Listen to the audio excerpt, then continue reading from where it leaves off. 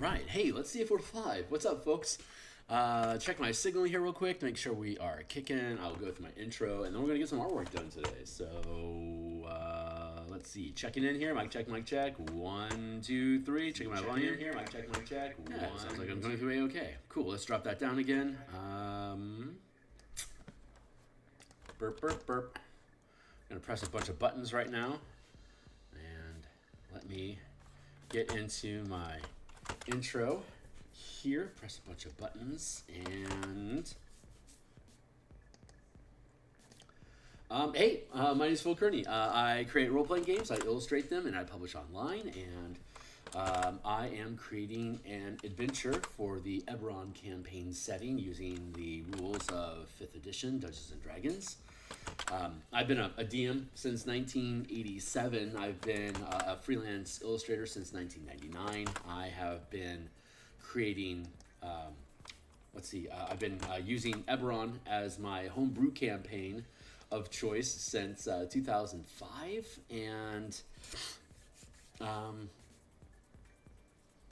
yeah, I've been creating content on the DMsGuild since 2017. But I've never actually I've never published an adventure. All my stuff is like super improv, quick, very, very loose structure as a DM. So building something so structured has been a lot of fun, and we've been building it here online. So if you're interested in D&D stuff, design work, artwork, layout, stuff like that, just the creative process of PDF production. I'm on the X Twitter platform at Theurgy. You can follow me here to get coupons, notifications when I'm live, samples of the work that I'm doing, artwork that I've produced, blah, blah, blah. Check all that stuff out. And here on YouTube, like, subscribe, hit the bell icon to get notifications of when I am live in the future. Thanks a lot to all the new subscribers. I really appreciate you. Thank you. The full playlist of all 342 episodes is here on my full playlist, including this book cover that we created. Yeah, I fixed that. Yeah, the book cover, we made this back around episode 40, and I think we did the lettering around episode 260. So you can check that out here. And hey, viewer. And let's see. Here's a bunch of books that I've already created on DMsGuild to give you an idea of like the kind of work that I produce. If you think any of it's cool, considering picking up some as a, to help encourage behavior like this. Here's my Discord community where we do playtesting. You're welcome to participate if you want to join. Here's my Patreon. If you are a Patreon member and you want to play test, you get picked before non-paying members. So welcome to the mix. We'd love to have you. Next playtesting is going to be for Marshall Powell, a mega dungeon of undefined origins. We'll be basically doing treasure map dungeons, kind of like Atlas's on Path of Exile or random like in-game maps in Diablo. And that's basically what we're setting up. Small dungeons. For folks to tear through, kill monsters, collect loot, leave, come back, or switch to another dungeon as like a new treasure map to take you to another location. Big shout out to Daniel on Bandit's Keep about talking about treasure maps recently. What a fun aspect of adventuring that used to be in the old Beckme system. So hey, so we're good with the book cover. We're doing page art here. Oh, I had the teaser image that we had used today was the new layouts that I've got going for Region B, the Carnwood Forest in. Hold on, hi. Here's a 4-page spread, right? So if we drop down past the village, past the intro, and here's a 4-page spread for the Carnwood. It only takes 5 pages for me to be able to express the nature of the Carnwood. This will be like a forest illustration. Here's some quick information that's being fed in about the Carnwood in general. Random encounter table here. Here's the only planned encounter in the Carnwood. The Carnwood separates the village from the manifest zone, so you go through the forest to get to the manifest zone. And while in the forest, you can encounter all sorts of. Ooh, looks like I have a widow that's hanging here. As the adventurers traveled through the dense forest, the sound of tree cracking and falling echoes through the disturbingly silent Carnwood, followed immediately by screams echoing. There's some redundancy there. We'll fix that. We're going to fix that. Hey, look at me, humbling myself in front of my audience already. That's great. So, but anyway, illustration here. Here's a map for the set encounter of characters finding NPCs in a tree that will then point the direction that the team needs to go to fight undead. Here is a optional encounter for camping overnight, and the random encounters or the wandering monsters that you could encounter during rest or none at all on a 6 on a D6. So this is we built the campfire map. I want to say like around episode 220 something, maybe it was 280. I don't remember specifically. Here's a small carnivorous foliage, assassin vines dropping from a tree. So we're gonna just have a 40 by 30 map here of a tree. Undead pack, and then the Red Wolf Patrol. They can both use this same map. This is going to be another random forest map. So forest map, tree map, forest map, forest map, and then illustration of the forest that we map. So fairly dense, but again, this map is already done. This map is already done. This map is essentially done. I just got to drop a tree onto some background and it's good to go. And we'll just build another forest here. So like of these, and then when we come back around, we're going to do another illustration here. Probably maybe another forest or environmental illustration. Not sure yet. It's undefined, but I'm still cleaning up this page. So I don't actually know how much space is on this one yet. I might change the formatting to be like 3 columns across and then have a sprawling illustration across all 3 columns. Or this might need to be fleshed out a little bit, but this dropped, so I might end up having like 1.5 columns worth of text I could put like a larger splash page into, or it might expand and reduce the amount I need. I don't know. I'm still sussing out this page, which is why it wasn't part of the initial teaser illustration. But I'm going to hit save here real quick and get this out of the way. This is the page that we're working on today.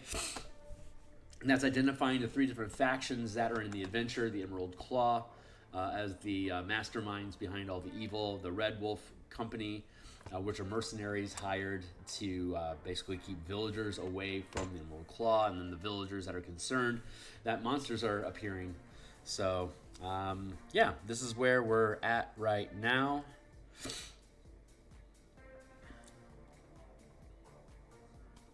Here.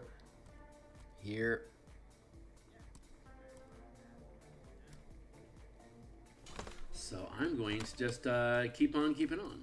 I'm going to blend this in here.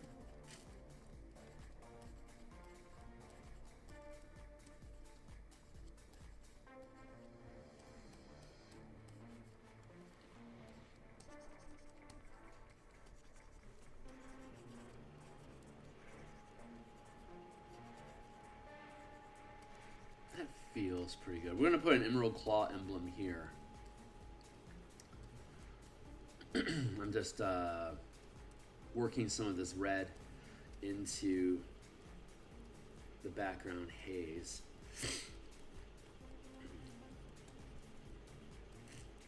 A lot of times I put hazes and like washes in the background of illustrations like this just to create a false sense of frame.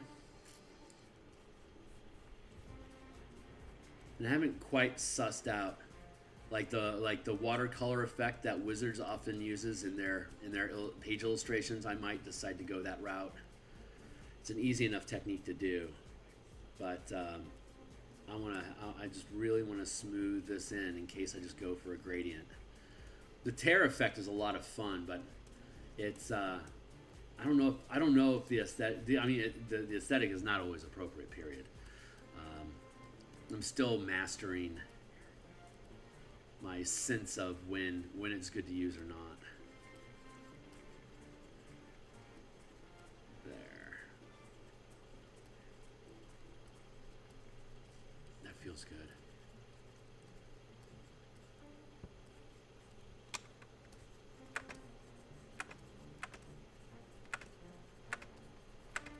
There. Okay, that feels pretty good for now. Let's go fetch the Emerald Claw. So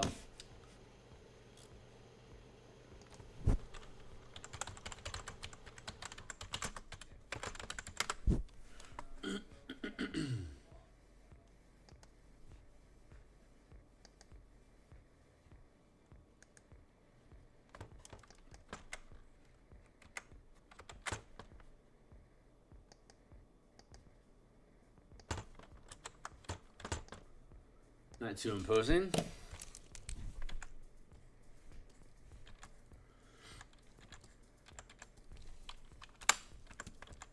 Obviously, I'm not just going to cut and paste this into the document as though it were my own, but I am going to use the official emblem to create a point of reference.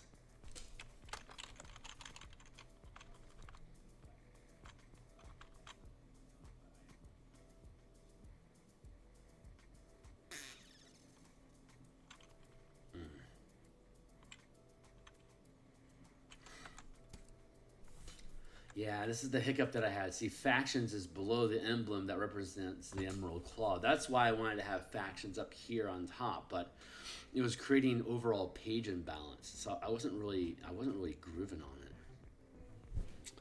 on it. Factions. The characters interact with 3 distinct NPC factions. The Emerald Claw. Yeah, okay, that's okay. I don't think it's too sloppy. It's not ideal, but it's not sloppy.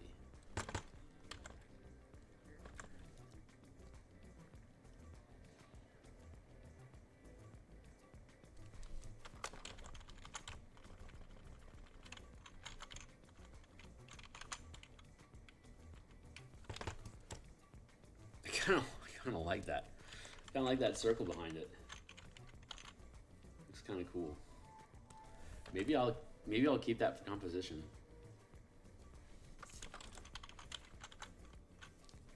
Or maybe I get rid of it, and I have to darken up this area significantly. It's a lot of dead space, but.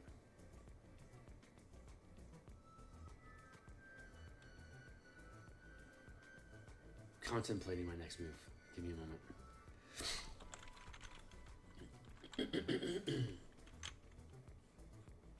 That feels good.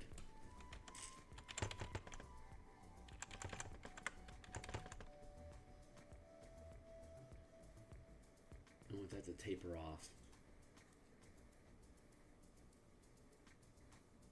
Okay, I think I'm pretty happy with this.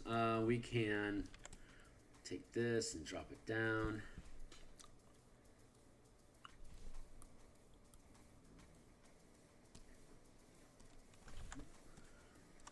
What are the colors that we're dealing with here? Green, super green, and then that washes out a lot. So this is going to be our darkest. This is our darkest color.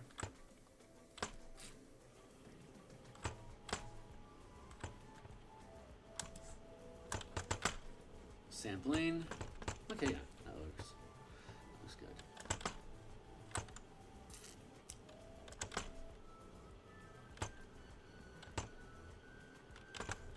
Yeah, we'll do that. All right, 5 fingers, flamey type.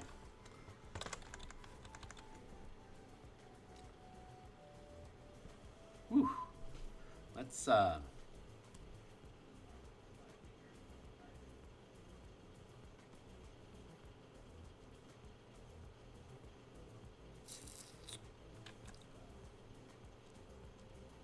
That's the right. That's the middle. Yeah, let's take this to here. Let's do background. And then we'll scoop that to here.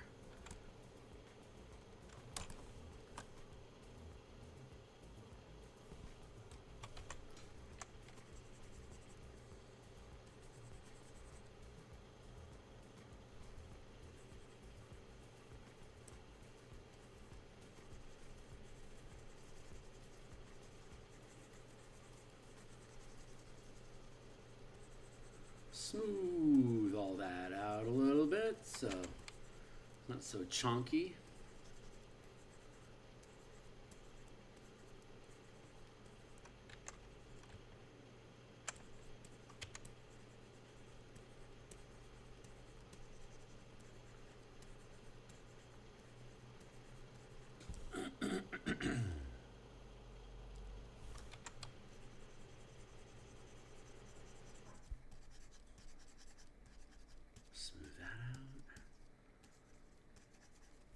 Is there a...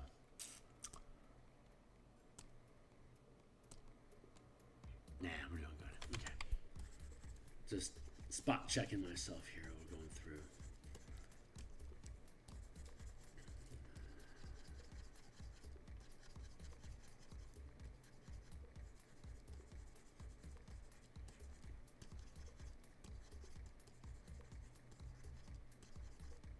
So D&D yesterday was super fun. I run we call it lunchtime adventures at work, my day job. Where did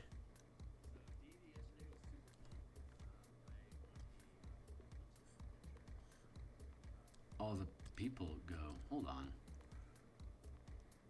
Something went wonky sideways.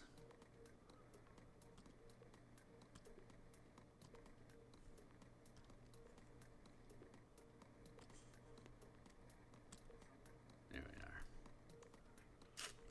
And that haze.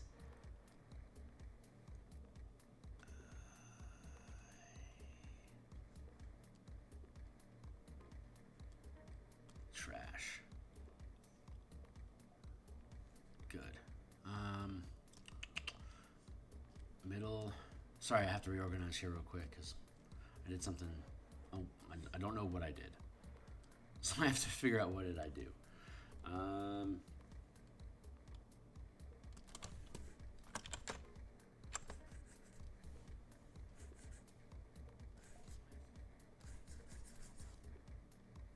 Why is that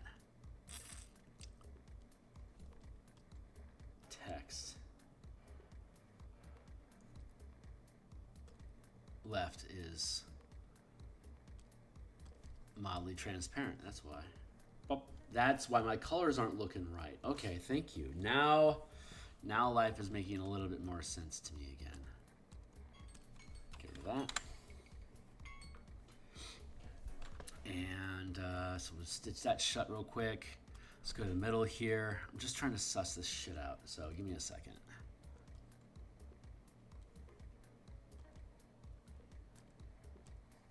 That's at 50%. That's at 100%, but 100% of what? That's what's missing. Jesus, thank you. Like, why is everything acting so freaking weird?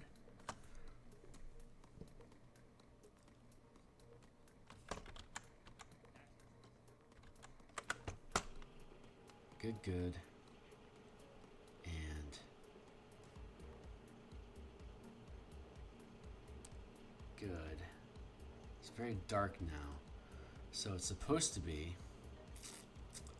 middle, right, here. Almost have it figured out.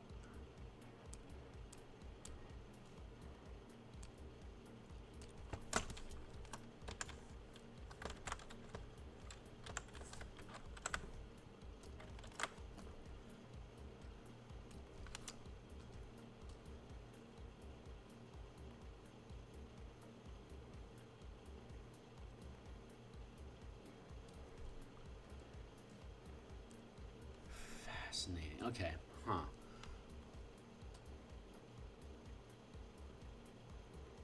That feels good, but where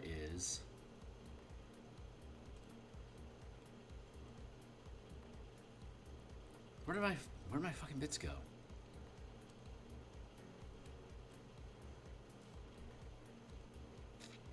Where did the villagers go? I've lost them.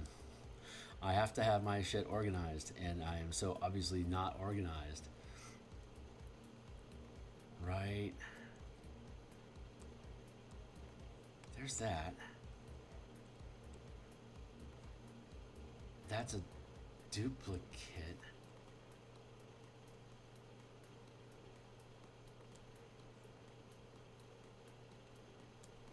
Oh, I see. This was trash. And we fused all of this. I remember now. Let's take it to there.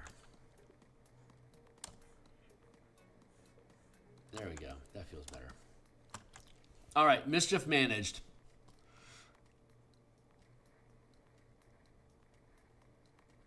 %. That's where we'll be. What if I'm 100? Yeah, 100 is fine. Okay, cool. There, and now we're back on task. Stupid tangent. Worth the time, though. Gotta get it right.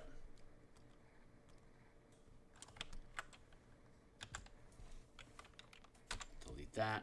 New line. All right, now that we have the proper bits, let's actually do this the way it's intended to be. Yeah, we'll just start with this dark block. That's good.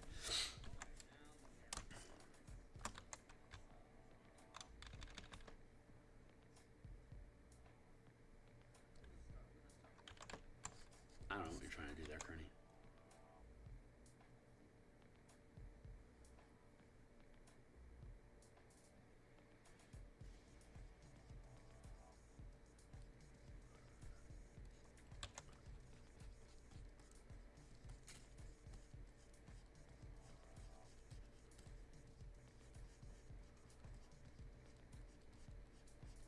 Here.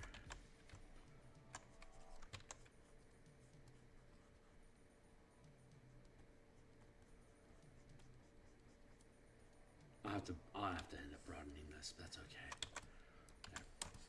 okay. And tulling it.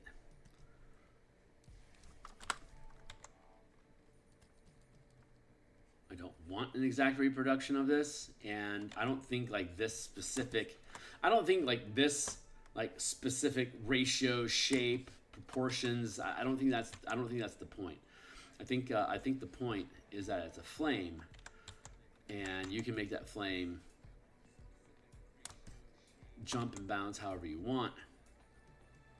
But it's obviously an actual hand that we're dealing with, so I really just need to make a decent hand. So how about I just do that instead of hyperfixating on this shit. It's a distraction. Let's make a hand. And then we'll flamify the fingers. Flame fingers. 1, 2, 3, 4. Here's your hand. It's like Boros, but green.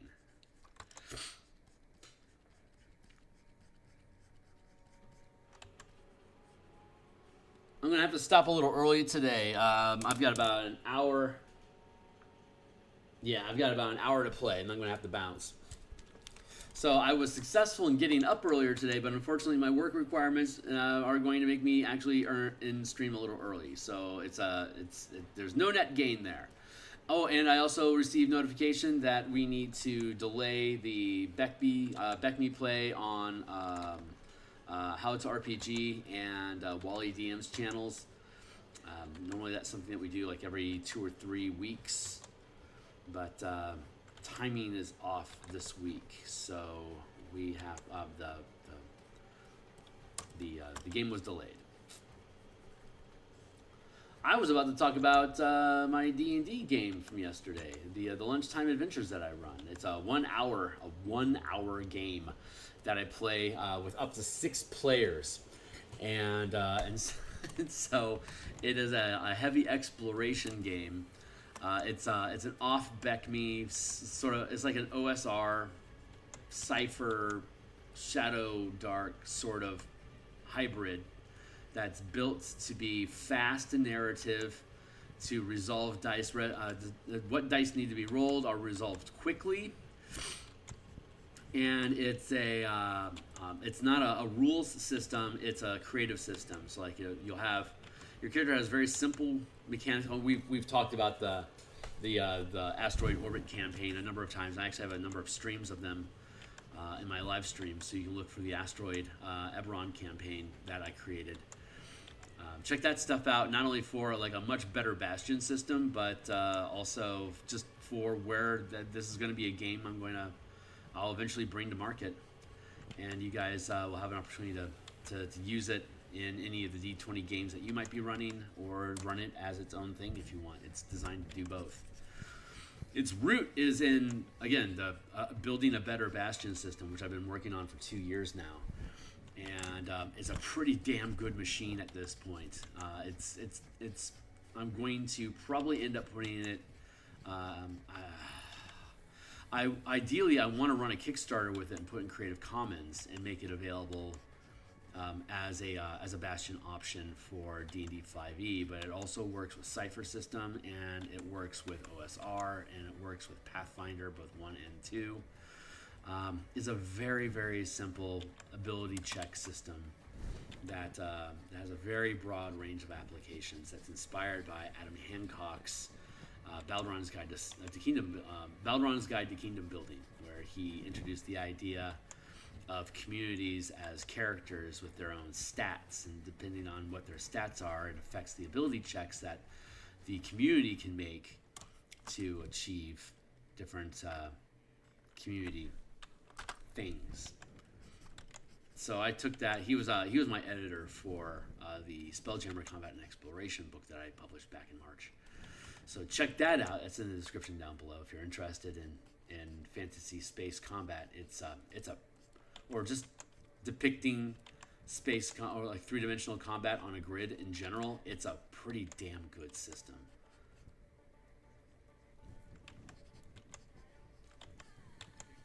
And we'll eventually be exporting that system into the mass combat mechanics that I've been using in my games for the past couple years that are proving to be pretty damn strong.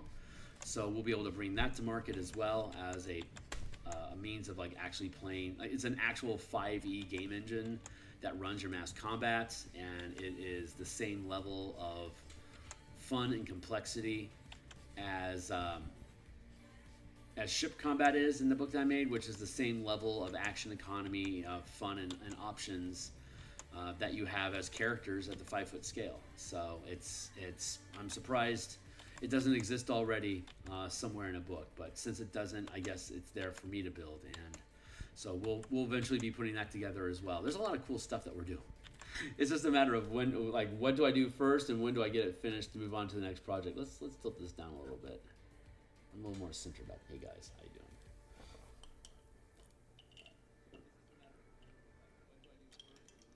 doing? I feel like I have a sickness coming on.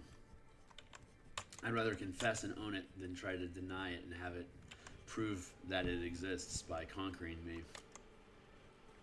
There's nothing wrong with admitting when you have errors or flaws or shortcomings or when you're not at your best today.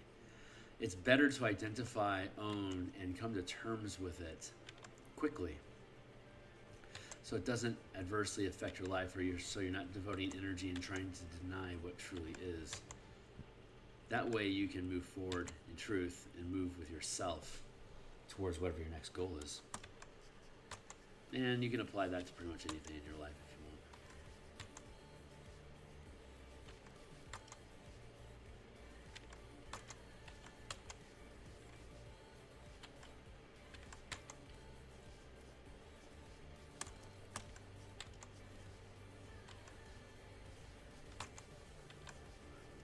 Now that we've got the basic outline, if you want to drag it out a little bit, look at that. Yeah, not so bad. Bigger than I need, but not so bad. So let's drop that.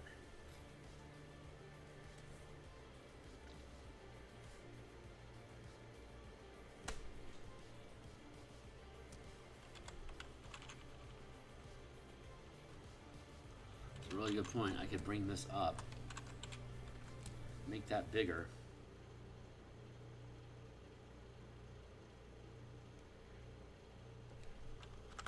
What the hell is going on out there? Oh, right. The reference image. Oh shit. I did that wrong. Hold on. Right, because there's this, but then this is the underlying green that I have underneath, and I forgot to expand that with it. Ugh, that's almost cooler, huh? That stenciling was neat. I'm going to remember this. This stenciling effect is really cool. I've never done that before. It was just a bit I decided to do, but I'm really happy with how it turned out, actually.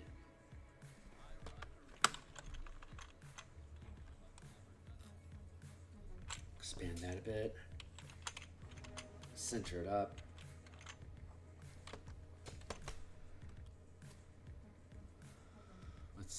Let's conceal that. And let's conceal that real quick just to see how things are sitting. All right, I'll need to do a little bit more of a wash here. So let's get the let's get the claw into place, and then we'll worry about the rest of that crap later. So here, but yeah, this starts to give us a point of reference for how large and where I want that position. So this feels like center. I can reduce this a snig to here.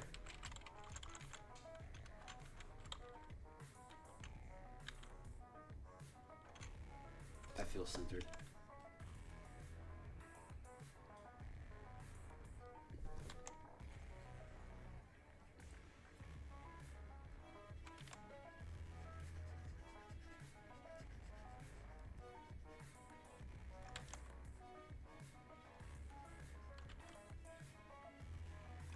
That. I'm going to just bring this in here like that. No, there's a flaw. There.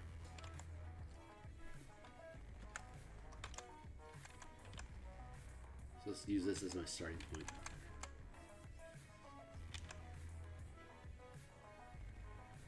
It's interesting. The further into design work I get with layouts and stuff, the more I feel like I'm acquiring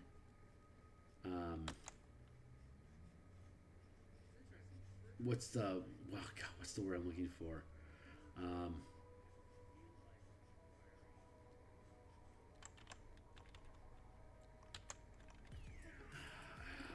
What is it I'm trying to say?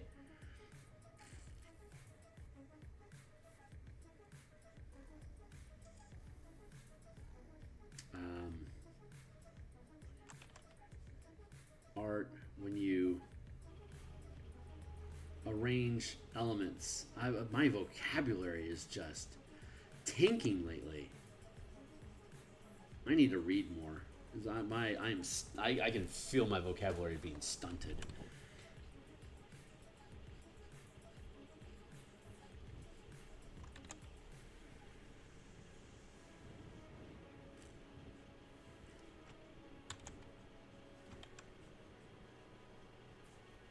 Page design, designer, art design.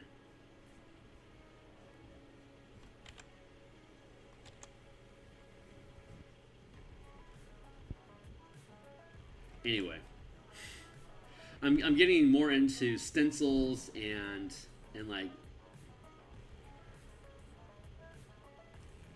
design effects instead of just like raw art. And I can't, for the life of me, I can't remember what that role is, that production role.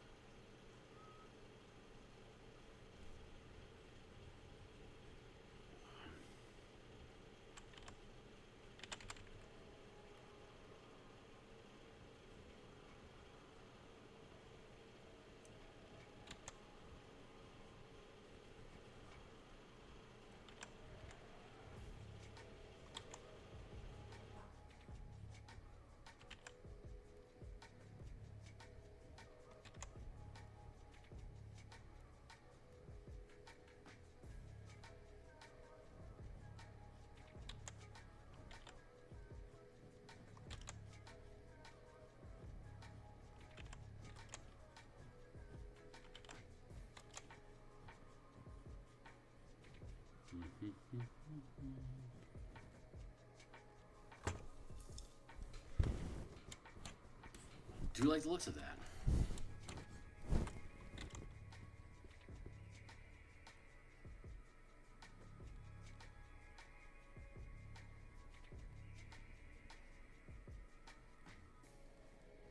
Art design? It's something like that.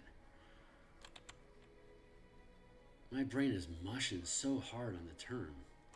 And I'm obsessing over it. How entertaining.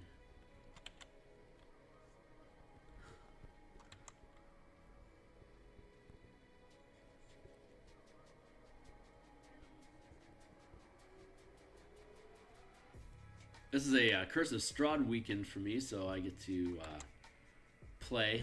I get a 4-hour shift of playtime every other week, every 2 weeks. It's a Curse of Strahd campaign. We're level 5 now. I'm playing a Divine Sorcerer of Selûne. Super fun campaign. We're all playing siblings of the same elven mother, who is just quite frankly a hoe. So the gag is that mom has had so many lovers over the hundreds of years that she has produced so many siblings that whenever a character dies, another sibling just shows up looking for their family. It's like, yeah, I know there's a lot of siblings, and so we have this like extended family of half brothers and sisters, and they all have blonde hair and the elfy ears and a penchant to Selûne. It's like we have a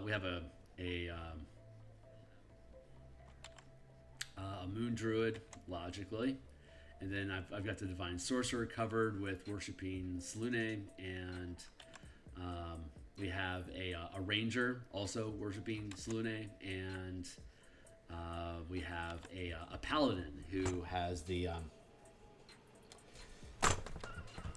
it's a sparkle radiance. I forget exactly what it is, but she's got a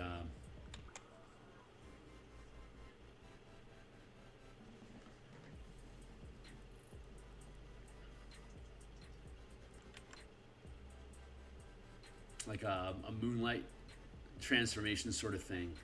I don't know. I honestly don't know what oath she follows, but it's a pretty cool team, and so we've been running around Curse of Strahd. We have a patron saint. Oh, we have an adventuring patron, which is L'Oreal, the makeup company. We needed an extra 100 gold pieces for us to get all the equipment that we wanted when we started. So we asked what we could do, and we were told we could pledge allegiance to an organization. So we chose L'Oreal. So now we pitch products, like we sell soap and perfume and rouge and stuff like that. We have a traveler's kit of makeup supplies that we offer whenever we run across a merchant or like a general store. We're compelled to go in and pitch product. So it's a fun little quip. But I think the real fun is that whenever we haven't had a character death yet, we've come close. We've gone into death saves a number of times at this point, but we've never actually died. We've always been able to pull it out. And but if we die, we can just improv, and a new sibling walks on stage and, hey, what's up? Finally caught up with you guys. We're hoping that our mom is in Barovia. We're, as players, metalogically, we all hope that she's like a consort to Strahd or something like that. So us killing Strahd gives us our mother back. So there'd be like a really cathartic sense of success there. And we kind of want to conquer. We kind of want to take over Barovia so that it doesn't become a problem in the future. We're fine with being stuck there, but we miss Selûne. We can't see her. It's always cloudy. We can't feel her presence. We want to restore Selûne's light to Barovia. So when we kill Strahd, we're going to move in and basically make it our place.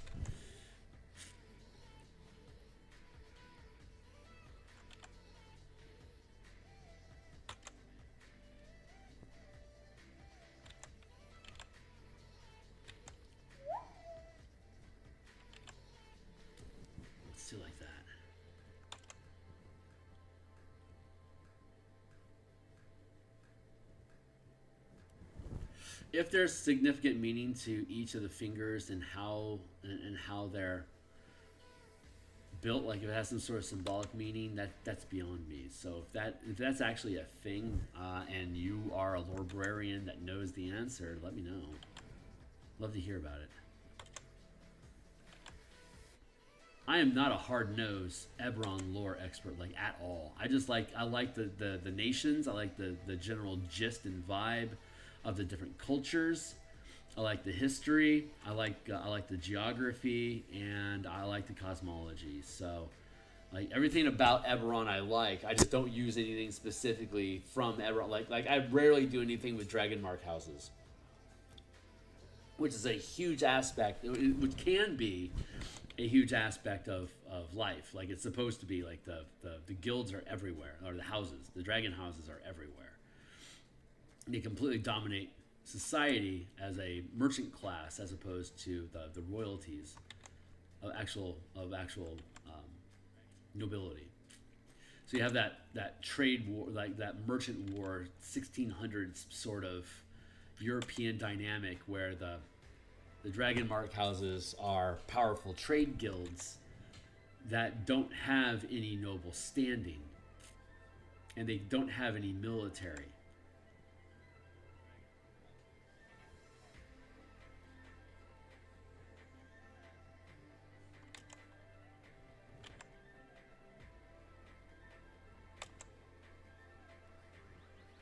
So there's an interesting balance between them of magic and mercantile, magic and mercantile versus military and land holding, which is what nobility has. So it's an interesting power dynamic between the two.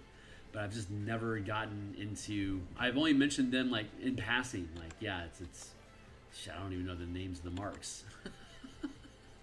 That's how little I use it in my Eberron world.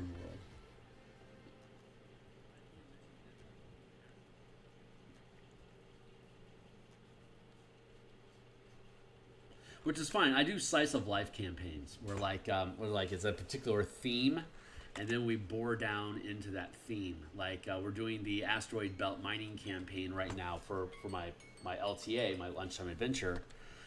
And so, where it's all about asteroid mining and all of the monsters and stuff that are in the asteroids and around the asteroids in space that need to be resolved for the characters to be able to extract the ore from the rocks to convert into wealth as a resource. So that's the driving background activity, because there's a when you have a guild or like an organization or something, there needs to be like a background activity that sort of narrates their day-to-day operations. Like, how do they do what they do and why? So if you have like a merchant house that deals in trade with this sort of thing, or like it's a religious organization, so like they deal with pilgrimages and missions and holy decrees and stuff like that. There's a lot of activity that can just happen as a result of being part of that organization, which is well beyond the capacity of like what a bastion is supposed to be, like the 5e24 mentality of the bastion. And it goes beyond just like a stronghold, which is where the bastion came from. Strongholds from Beckme, the original box sets, the red basic expert Beckme, basic expert, companion, master, and immortal. BECMI Beckme. These are the 5 boxes that take you from level 1 to 36 and then into the immortal book, where you become a god. Which are all like companion master. So the BX, the basic expert, is like one core rule set, and then companion and master is really more about kingdom building and warfare in the RPG as its own like warfare mini game, as opposed to like playing some other war game, Stratego or whatever, and then stapling the D&D game on top of it as a means of like narrating, adventuring during the war. Companion and master converted, basically becked me like BXD&D into the warfare system. So in that same spirit, the in command system that I have, which you can see the basics of how it works in the Spelljammer book that I created for the siege engines and fleet siege engines, ships, fighter-craft squadrons, and ship fleet battles. The three warfare components that are in the Spelljammer book that I created. That is those mechanics is essentially the core of how my mass combat system works.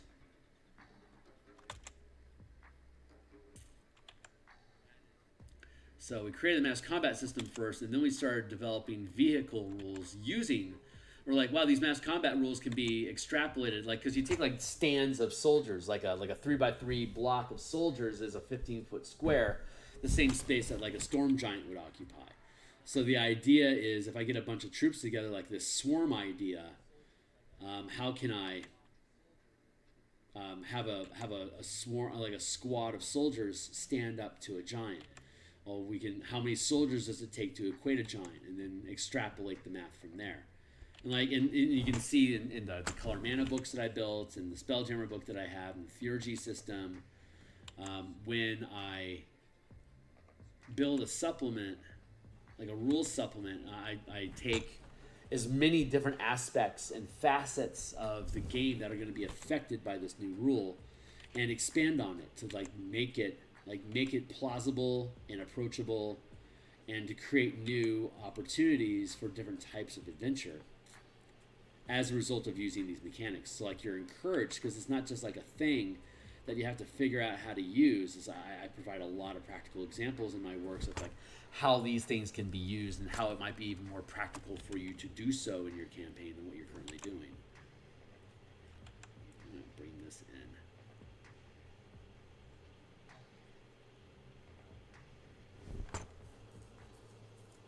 Good.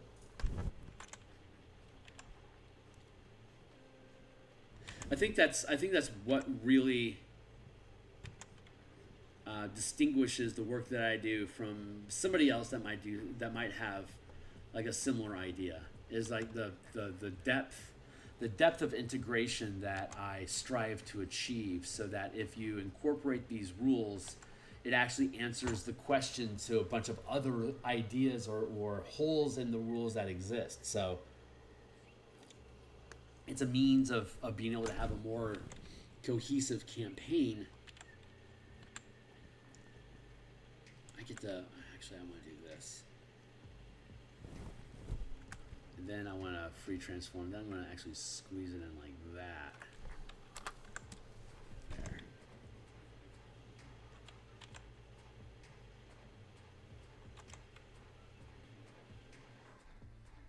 So yeah, I'm acting like that's a flex, because it kind of is. Because the difference between a really good rule supplement versus a mediocre one. A nominal mediocre rule supplement will introduce the ideas of a mechanic as a standalone concept without many practical examples or like actually applying it. And the more you can take a mechanic and demonstrate how it can be used, and how those rules can be applied to different situations, or how you can expand the scope of your campaign for using whatever these supplements are, the more like complete it feels, right? Like more like it requires more thought to demonstrate. Like, if I introduce these ideas, how does this affect magic items? How does this affect spell casting? How does this affect CR? How does this affect frequency of battle? Blah blah blah blah blah blah blah. And if you have answers to all these questions, then like that's a really good supplement. It's like, hey, here's a bunch of feats. It's like, I guess that's cool. Thanks. But like a book of feats is like, it's just, it's not that's not valuable anymore in 2024. Like perhaps it would have been in 2016. You know, like subclasses, like you can sell a subclass on DMsGuild for $1, and you can't really expect more. If you want more than $1 for your subclass, then you're going to have to start providing added value. TM. Here we are. This is the shape that I wanted right here.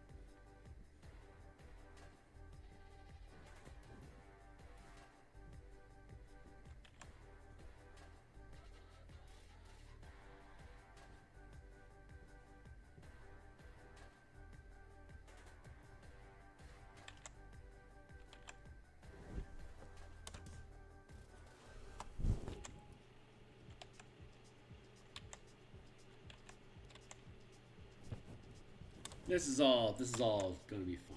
We're looking good here.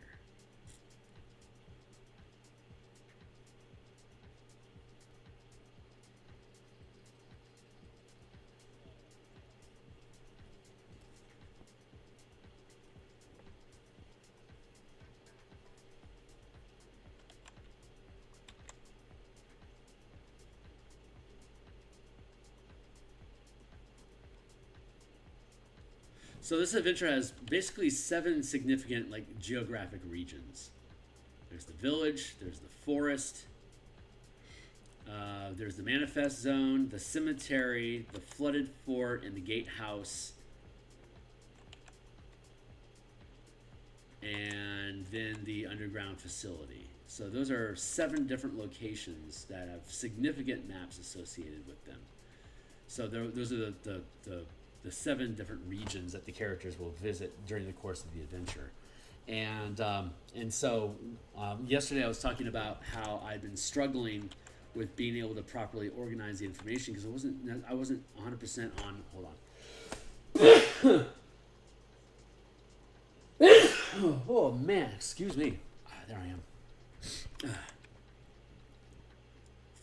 Because I wasn't 100% sure how I was supposed to structure the information, so I've been choking on that for the past week. And like I said, like I was talking yesterday, I basically figured out that structure on Monday, and Holt Klein, bless you, thank you. What's up, Mike? I don't know if I've seen you here before. My apologies if you've been around and I don't recognize you, but so yeah, 7 regions. And like I was saying yesterday, that I had been having difficulty in the past week figuring out how to organize the information, like structure it, so there was a logical flow of information that could be consistent with each region. And on Monday night, I had finally figured out what that structure is supposed to be, and so. Predictably, I was able to get one of those 7 regions resolved last night using that scaffolding. So it looks like I do have a decent shot of having the full layouts done by, say, November 10th. That's my calendar. Yeah, 1 week, 2 weeks. I suspect somewhere around like by the 11th or 12th, somewhere around here, it's like a 103-page document. And I suspect somewhere around here, I'm going around the 11th or the 12th of November, I will have all of that done. And then the only thing that we'll have left is the actual illustrations. which is really encouraging. I don't want to get too ahead of myself, but I was assuming that this thing would publish in March. But if it really is that expedient and stuff flows as smoothly as it is currently, God willing, we could be published like early February. This will be the first time that a book gets done sooner than I expected, as opposed to later than I expected. So I am highly hesitant to like plant a flag in that statement, but that's the energy that I feel right now with the flow of this project. It's very, very exciting to see how receptive the text is now that we have a proper organization.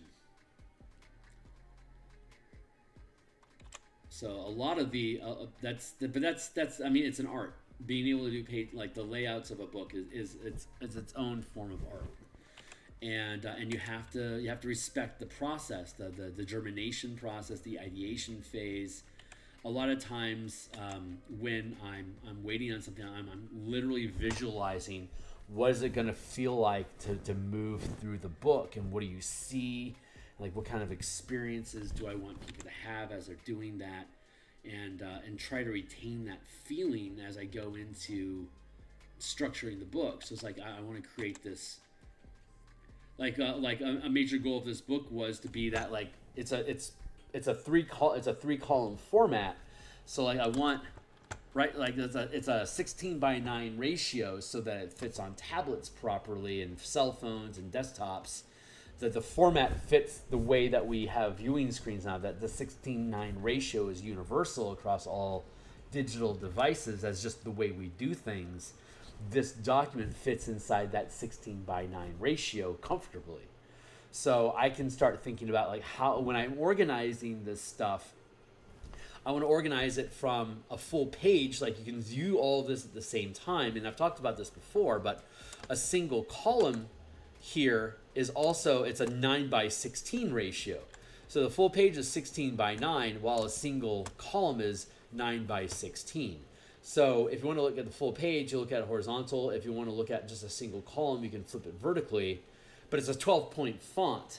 So most people on a normal tablet or certainly on desktop, their eyes will allow them just to easily read the entire document. So I'm not sure how much of this you guys will be able to see.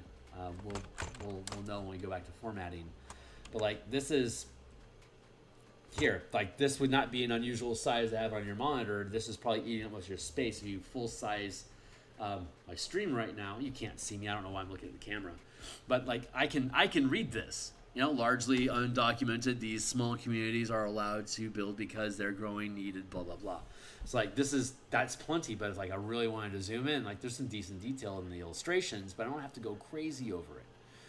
So that's actually glossier than anywhere. Like this guy and this gal has more highlight here than the rest of the piece. I'm gonna have to go in and fix that. Just noticed that. And we're back. Hey, so like if you were to pause your screen and take a look at that, it should be pretty easy for you to see how that would fit inside of your device. And I've done a number of tests on it, and I'm pretty pleased with the results. So everything is coming along. This is the most difficult project that I've ever done because it's not just like I've said before, character design, like feats and spells and stuff. That's just a big alphabetical list. Super easy to do page layouts for a list. Just make sure that all the information sits in a logical structure, have it paced out well, and break it up with enough charts, tables, diagrams, and illustrations to keep the eye from becoming too tired. There you go. It's very, very easy to do layouts for just rules. But when you're building an adventure, not only do you have to have mechanical rules, but you also have the narrative element that goes along with it. And a lot of the illustration, like quote-unquote illustrations in an adventure, is technical details, like maps, for instance, like rooms or regions or whatever. So it's a much more integrated document. And you really want to be talking about whatever's on the page is kind of like what your topic of conversation is at the time. So, like I was bringing up the 3 columns, each column is its own thought. It might be part of a larger thought across the page or inside that chapter, but each column is its own thought. So, once I was able to figure out that I could actually break up the information to sit inside of that, like that was one of the major goals in producing this work, is like to make sure that every thought in this adventure sits inside of one column, so the entire document can be digested in bite-sized chunks. Obviously, you want to read the entire adventure first as a read through, so you get the flow of what's happening, and you understand like what's happening later in the adventure, so that you can properly set up and foreshadow things to come with the options that we provide. But once you do that, you get actually into running the game with the actual document, like as a technical guide for that process. Breaking up all the information into icons and small bites of information makes it real easy for the DM to be able to navigate from it's a location-based adventure, so everything is based on like where are the characters at right now. Very little of the game is actually based on timing. So, like, your characters can move into an area, fuck around with it, move out, take a rest, go back into the area, fuck around with it more.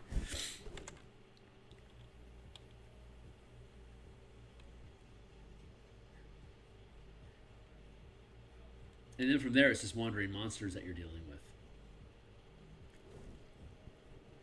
But it's designed so that the characters have a couple days, the presumption is that your character is going to have multiple days to get to the location they need to be at, and when they get there, it's like they have about 48 hours for them to go through the dungeon and shut down the threats before you fail your mission. So. And if you play well, you can get through the dungeon on one long rest, like take a short rest here and there. But otherwise, you have the resources and durability to get to the end of the adventure once you get into the final dungeon. So that 48 hours is really generous. Like if you want to take time to get hostages out before you go in and kill everyone, you've got the time to do that. You've got time to negotiate, fail, and then revisit the people that are in charge, to be able to have a recurring theme going on there. If you want to take the time to do that, you have the bandwidth to do so. So it's a very, very simple format. Like the adventure is very, very simply structured, because location-based adventures is by far the easiest to do. They're kind of in their own little jar of time that your team dips into as needed. Like it's really good that the main villain is stuck doing this ritual. So at best, they can order minions to go out and harass the team while the ritual is being performed, because they can't stop the ritual without getting killed. So that's a really nasty circumstance that they're dealing with, that the team can totally take advantage of. But it's not like shutting down the ritual is not supposed to be difficult. That stopping the ritual triggers the next events. So like you want the team to get involved with what's going on and find a way to disrupt the ritual, because that's like the door that they have to move through, the key that turns the rest of ending the adventure.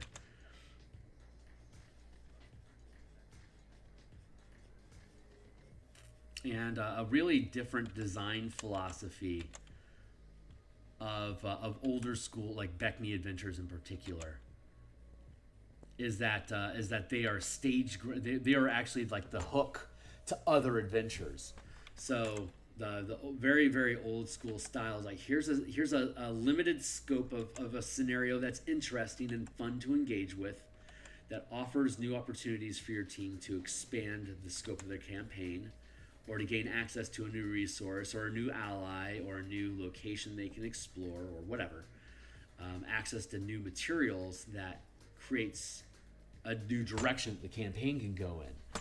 So the goal of this adventure is to establish your characters as as basically sheriffs for the region, to take ownership of the dungeons that they discover during this adventure, and basically become the region's steward, so that the DM can feed adventures based on the Carnwood and Eastern Carnath versus like the Talenta Plains, or versus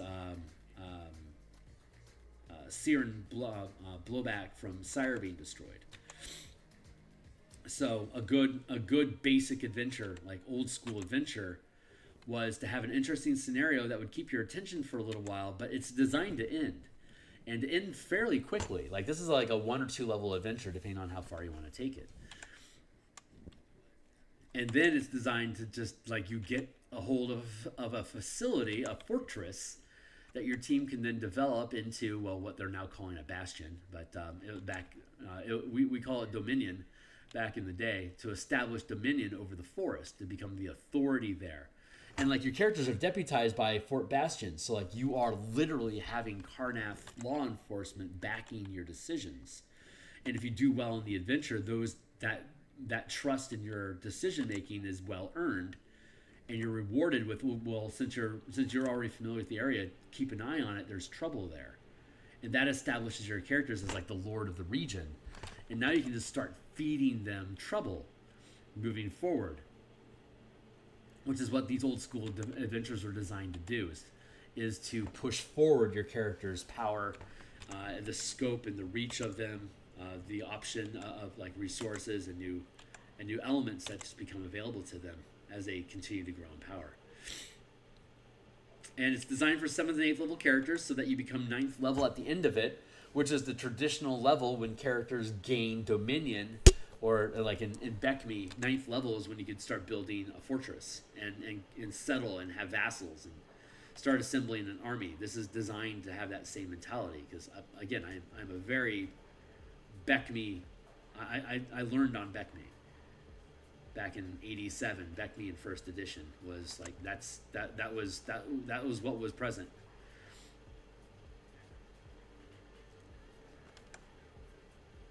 So that style of evolving from dungeon rat to master of domain was a very natural evolution for your characters. Like that was your character's path of power.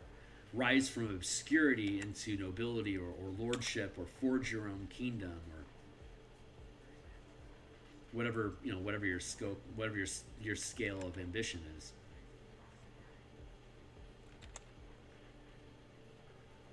The game was literally designed to facilitate that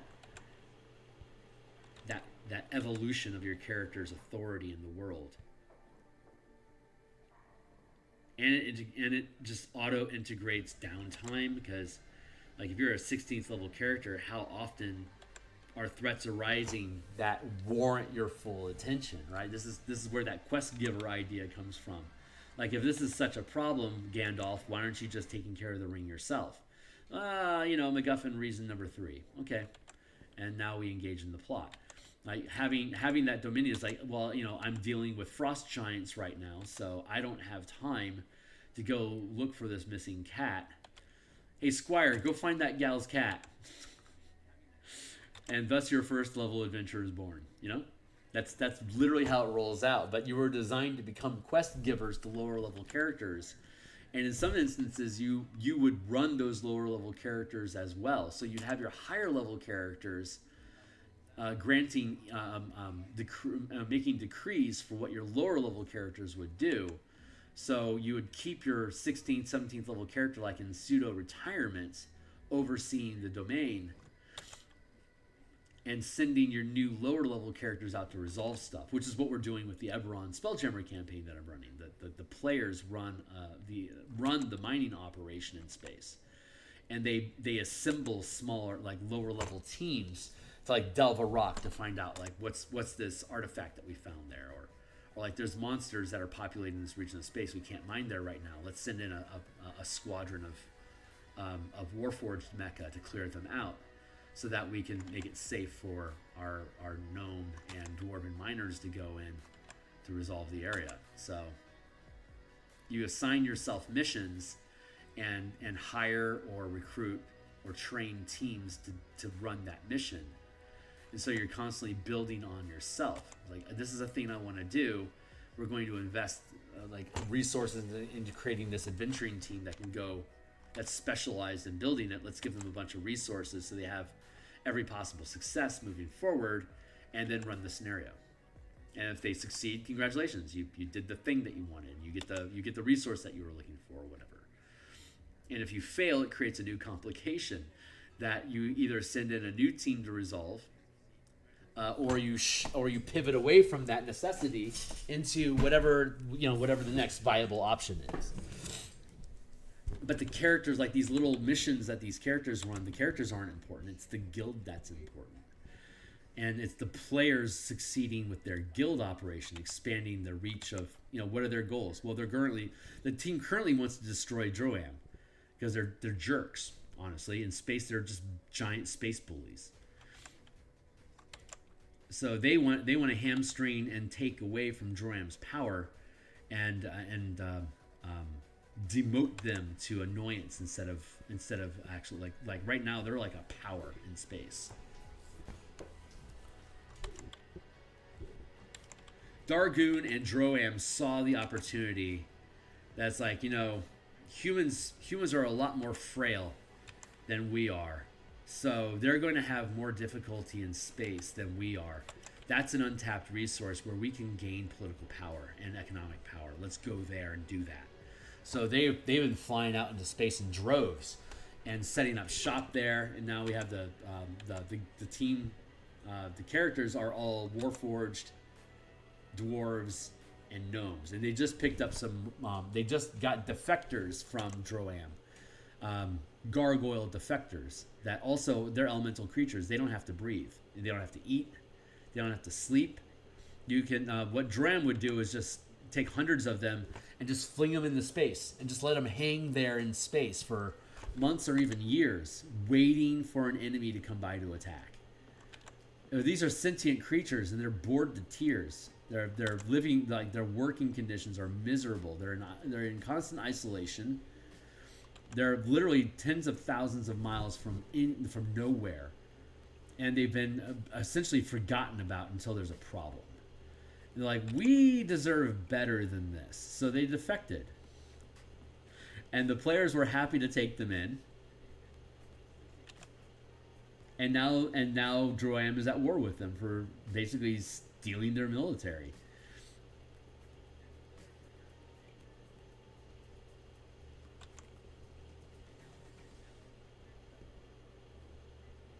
So now they have to worry about border control and insurgents and sabotage and assassinations, like all the shit that you would expect from Droam if they're at war with you. That's what the team is dealing with. They're essentially around 7th level right now. Like that's a lot. That's a heavy burden to carry.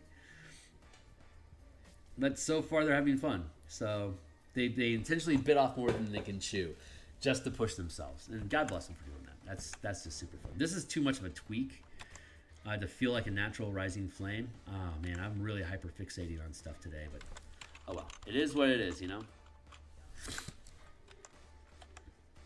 And what time is it? 7:30? Okay. I have to bail a little early today. So I'm going to give myself 20 minutes and I got to take off.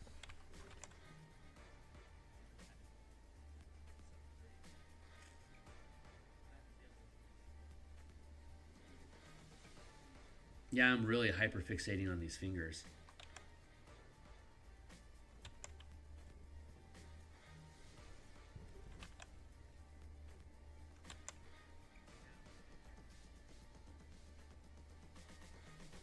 A little bit more than I should, probably.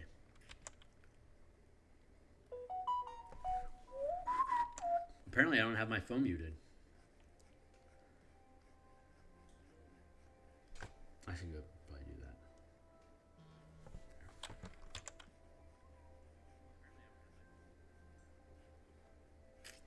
So I'm here 10 days per week.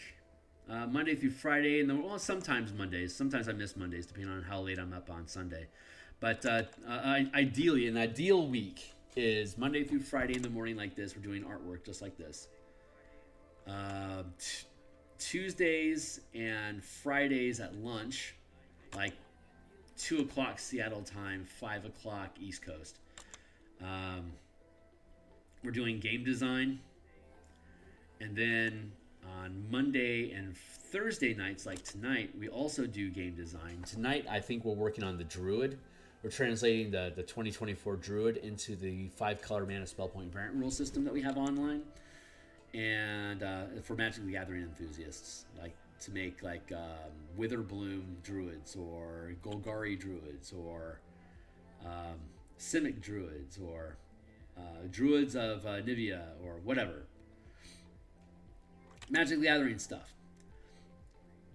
So now that we have new rules for the Druids, we need to contemplate those rules for the color mana system to see what needs to change to comply. So we'll be taking the time to do that tonight. Tomorrow at lunch, doing game design. We'll probably work on Sorcerer. Though we've already invested a lot of time on other streams on doing spell point sorcerers, we can take that information and simplify it for the core mechanics of the color mana system. And then on Saturday is our 10th space. Saturday is our brunch workbench where I work on commissions, book covers, page layouts, art, and game design. And I think we're going to be doing page art this Saturday. Not this illustration. This will be done. But whatever's next.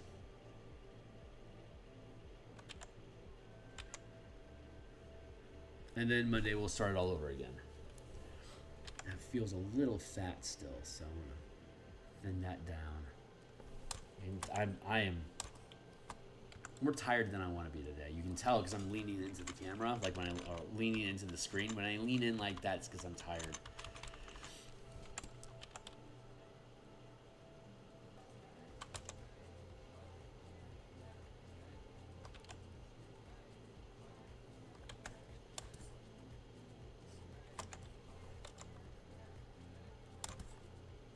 Yeah, see, it's more vertical.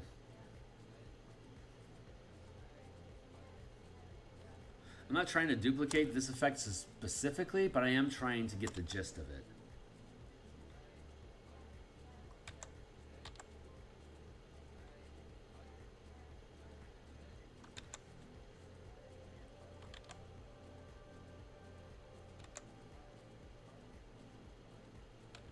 Yeah, I was listening to Bandit's Keep on Tuesday. Daniel basically posts DM ideas every week on the channel's called Bandit's Keep here on YouTube, and he's a big Beckme enthusiast. So I love listening to him because he reminds me of stuff that I've forgotten. And this Tuesday he was talking about treasure maps, which is perfect for the playtesting that we're going to do in November for the Martial Power System. A treasure map is basically a piece of treasure that gets dropped into a horde that when your team finds it, it leads them to a dungeon that they can then loot. It's just like in Path of Exile when you're doing Atlas maps, and when you go through the map, you get more maps, so you can perpetuate running maps as you're like in game, right? So in D&D back in the days of Beckme, that was how you started. Your characters would start with a treasure map, go to the dungeon, kill the monsters, get the treasure, and likely like a 1 in 5 chance there's going to be another treasure map for the team to go find another dungeon. If they don't get one, then the DM just like fabricates a mission to send the characters, like, you know, all the cats have been stolen, they've been taken to this catacomb, go rescue them. Like, okay, great, let's go rescue some cats. And then while you're rescuing cats, maybe you find a treasure map that leads you to another random location. And depending on the scope of your campaign, you can research that location first to know what its purpose was for. So you want to consult a sage. Hey, we found this map to this dungeon. What was this dungeon all about? And then they'll give you ideas about like what its origin was, what kind of traps, tricks, and treasures, what kind of magics might be associated with it, what kind of creatures would thrive or survive in that dungeon space, so that your characters aren't necessarily going in blind. But otherwise, you show up to the dungeon, you start rolling through it, and you dungeon it. Like you delve it just like you would any other dungeon. So the idea of rewarding you treasure maps, that's the theme that we're going to go with for the Martial Powers playtest that we're going to start in November. That like you got a treasure map and it led you to this dungeon. You didn't know any information about it. Your third level, have at it, and then the team will tear through it, and we will. That might be something that we do on Saturdays. Spend a little bit of time looking at the conversion, like the XP, the gold. Like I want to go with a gold campaign, where the characters' experience points that they gain is based on how much gold they extract from the dungeon, which is a very Beckme mentality thing to do. Like for those that don't know, the original Dungeons and Dragons. Hold on, real quick. I got a nose thing going on.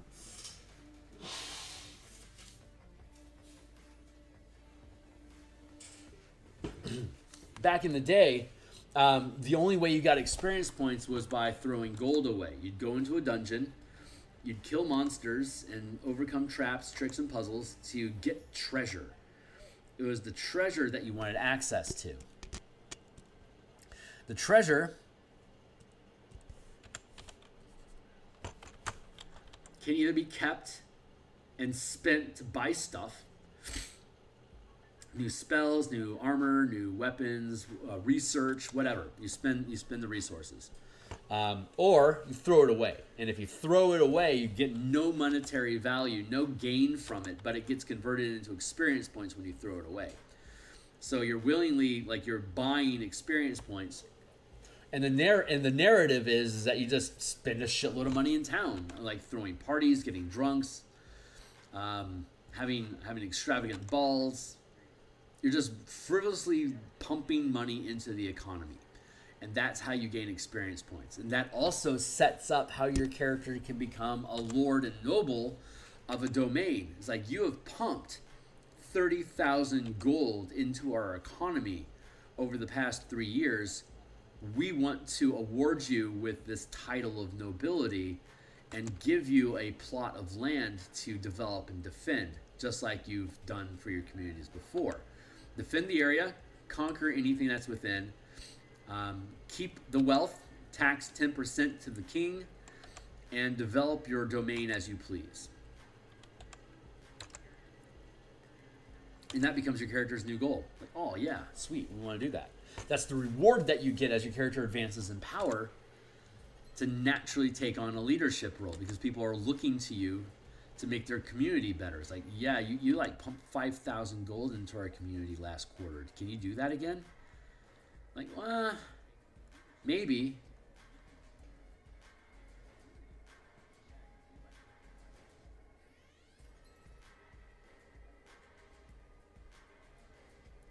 So instead of just expending your gold, you can choose where you expend your gold. So where you spend your gold is where you accumulate power. Like, I like France. I'm going to pump all my money into France. And after I've gained 9th level, the French are like, yeah, we want to give you this chateau and encourage you to continue developing your craft here. Okay. And that becomes my domain. Or my dominion, my bastion, as it were. I hate the word bastion. It's just weak.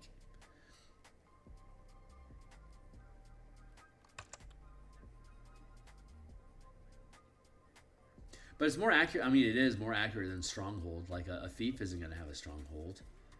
You know, a monk might have a stronghold. Bastion is a decent universal term. I do commend them for that, even though I don't like the flavor of it. It's a good choice.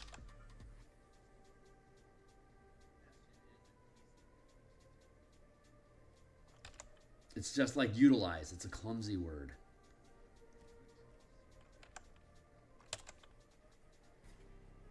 But, oh well, it is what it is.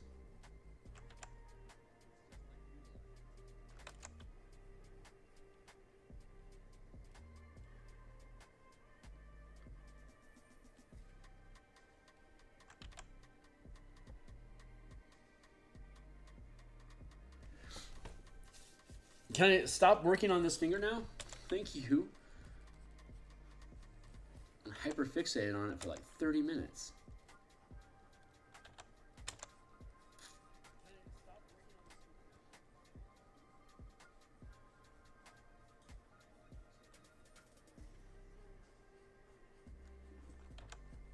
The thing is I want the ratios to feel real, you know, like the flame proportions. I want it to look accurate.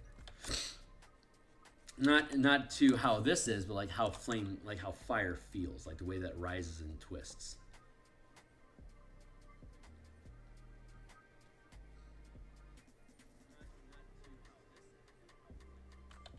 There.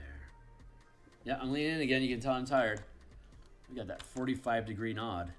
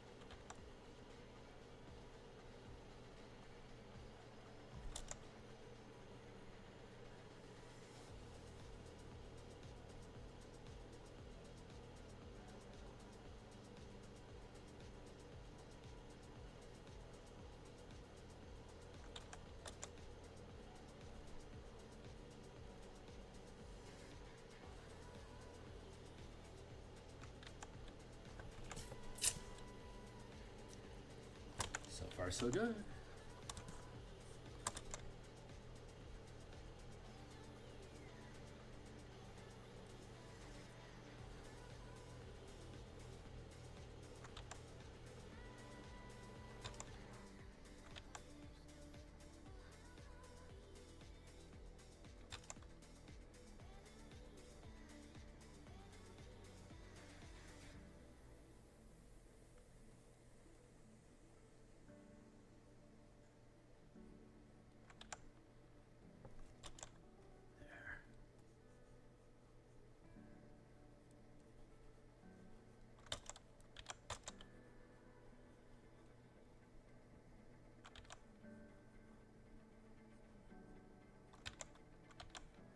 Hyperfixating.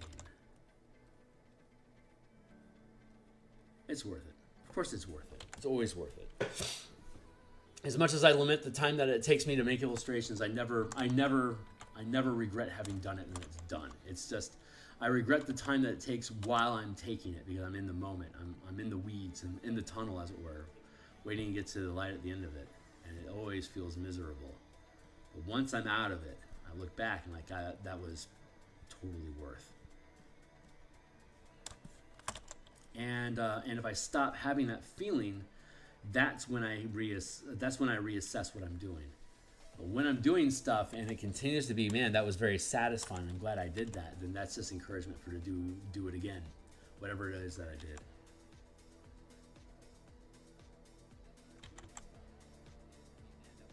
I mean, hey, ain't that just life? That's life.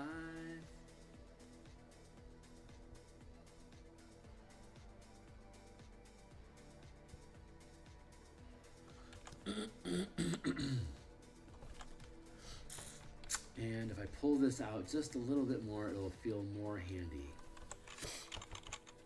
Hand-ish. What's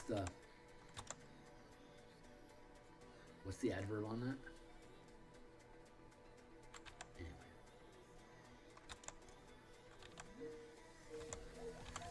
Yeah, I don't know what's going on there.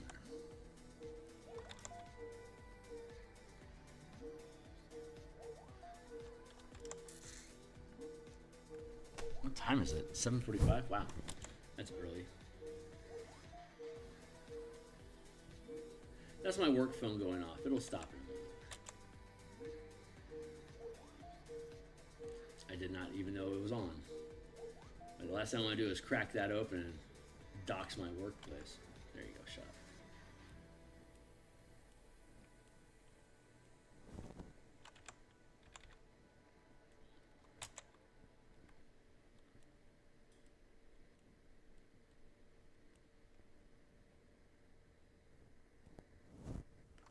There, and I need to have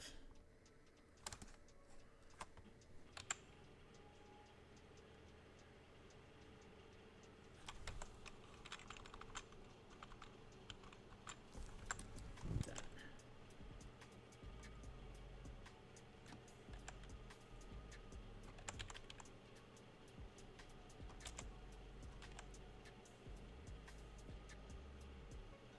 So we're going to be back tonight. I'm about done. So I'm going to bounce out of here. We'll finish this tomorrow. And thus, we'll finish the whole page tomorrow. Excited about that. I'm here. I'll be back tonight. We're going to do game design with the Druid for the color mana system. So we'll be peeling through all of that. And we'll see what kind of progress we make on that tonight. And then we'll be back tomorrow morning to complete this. And we'll be back tomorrow at lunch. Either to finish the Druid, though I doubt it won't be. It'll be done today. So instead, at lunch tomorrow, we'll probably work on the Sorcerer a little bit more.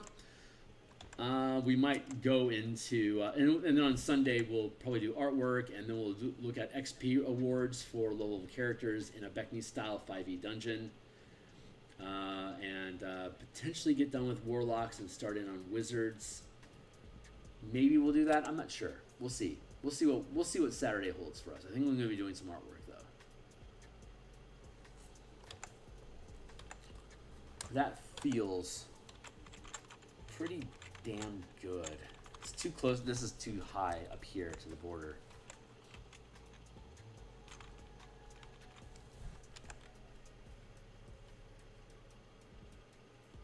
And this needs to be trimmed away a little bit, but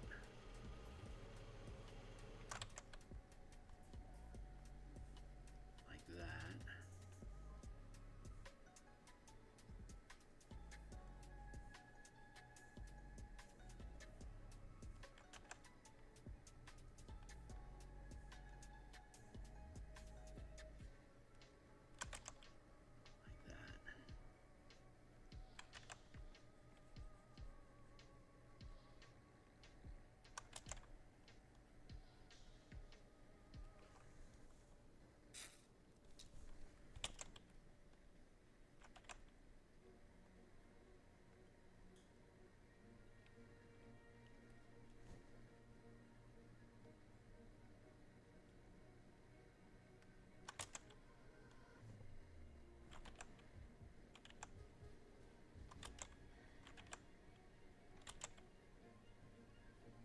Here we are.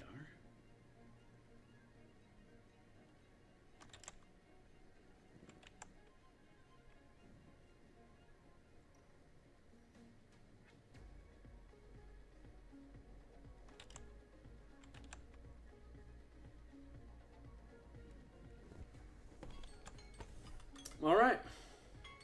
That is our day for the day.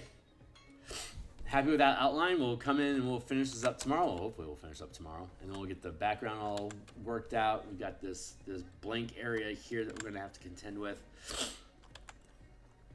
This is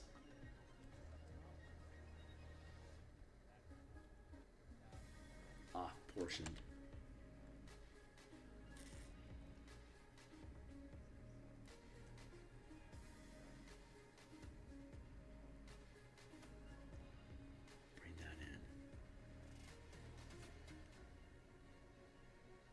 All right, team, I got to bounce. I'm out of here. I'm going to hit save. We're done for now. I'll be back tonight.